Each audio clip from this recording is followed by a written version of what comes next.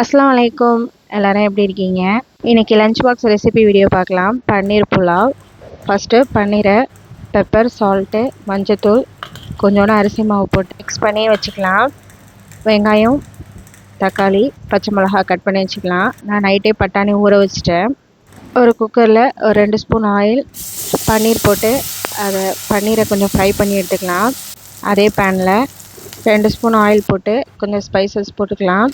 அதுக்கப்புறம் வெங்காயம் போட்டு வெங்காயம் நல்லா வதக்கிக்கலாம். கொஞ்சோண்டு உப்பு போட்டு நல்லா வதக்கி எடுத்துக்கலாம். கொஞ்சோண்டு முந்திரி, இஞ்சி பூண்டு பேஸ்ட்டு போட்டு வெங்காயம் நல்லா வதங்கினதுக்கப்புறம் தக்காளி ஆட் பண்ணிக்கலாம். என்னோடய சேனலை ஃபஸ்ட் டைம் பார்க்குறீங்க அப்படின்னா சப்ஸ்கிரைப் பண்ணிக்கோங்க. என்னோடய வீடியோ பிடிச்சிருந்துச்சுன்னா லைக் பண்ணிக்கோங்க. நிறைய பேர் பார்க்குறீங்க, லைக் பண்ணாமல் சப்ஸ்கிரைப் பண்ணாமல் பார்க்குறீங்க. என்னோடய சேனலில் டெய்லி லஞ்ச் பாக்ஸ் வீடியோஸும் வந்துட்டுருக்கு. மிஸ் பண்ணாமல் பாருங்கள், சப்போர்ட் பண்ணுங்கள்.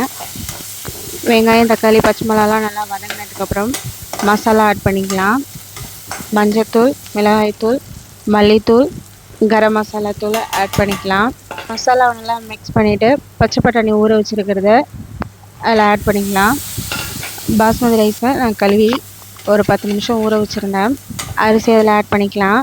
நான் 1க்கு 1.5ங்கிற மெஷர்மெண்ட்டில் தண்ணி ஆட் பண்ணியிருக்கேன்.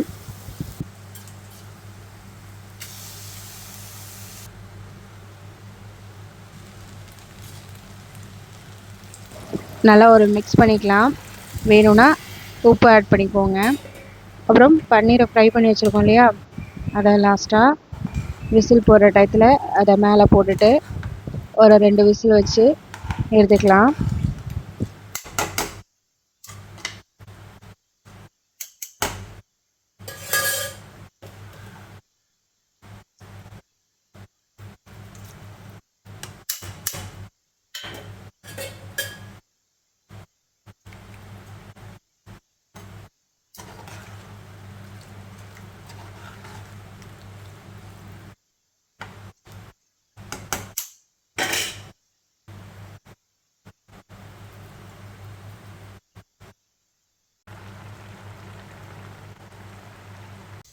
அவ்வளோதான், சூப்பராக ரெடி ஆகிடுச்சு.